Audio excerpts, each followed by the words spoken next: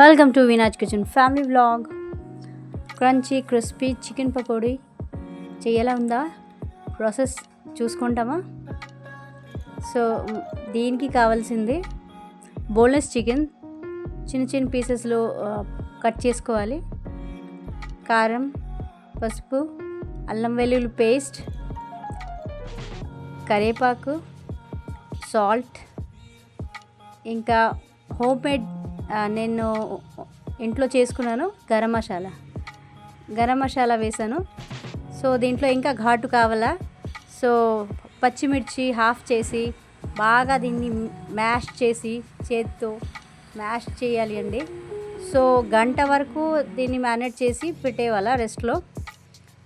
So దీన్ని deep fry చేస్తే చాలా చాలా టేస్ట్గా చాలా హైజీనిక్గా ఉంటుంది. యాక్చువల్లీ మనం బయట తినే కన్నా ఇది కొంచెం మనకి ఫుల్ఫిల్గా ఉంటుంది. సో చూడండి ఎంత ఫాస్ట్గా ఎంత బాగా ఉడికిపోయింది. ఇంకా రెండో ప్రాసెస్ నేను ఏం చేశానంటే దీంట్లో కార్న్ఫ్లవర్ ఉన్ని ఎగ్ వేసి ఇంకా కొంచెం మైదా వేసాను.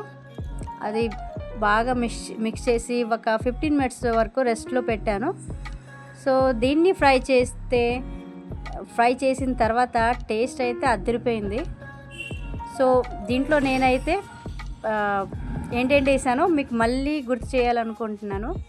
మైదా పిండి, కార్న్ఫ్లవర్, ఎగ్. సో దీన్ని వేసిన తర్వాత డీప్ ఫ్రై చేయండి. Same as it is chicken chilli తింటాం కదా, ఆ టేస్ట్ వస్తుంది. సో మీ ఇంట్లో ఈ ప్రాసెస్ చేయండి, నాకు కామెంట్ చేయండి, నా వీడియో చూసి లైక్ చేయండి, సబ్స్క్రైబ్ చేయండి. సో ఇంకా ఏంటంటే చూడండి, ఫ్రై చేసిన తర్వాత తక్కువ నూనెలోనే నేను చేశాను. సో అది తక్కువ నూనెలో అయిపోయింది. డీప్ ఫ్రై అంటే డీప్గా ఎక్కువగా ఆయిల్ వేయకుండా నేను తక్కువలోనే చేశాను. ఇది జస్ట్ చీటింగ్ చేశాను. జస్ట్ ఉడికిందలే చూశాను. మా పాప వచ్చి వీడియో తీసింది. సో ఇలాగ వచ్చిందండి. సో నా వీడియోని ప్లీజ్ లైక్ చేయండి, కామెంట్ చేయండి, ఇంకా నా ఛానల్ని సబ్స్క్రైబ్ చేయడం మర్చిపోకండి. థ్యాంక్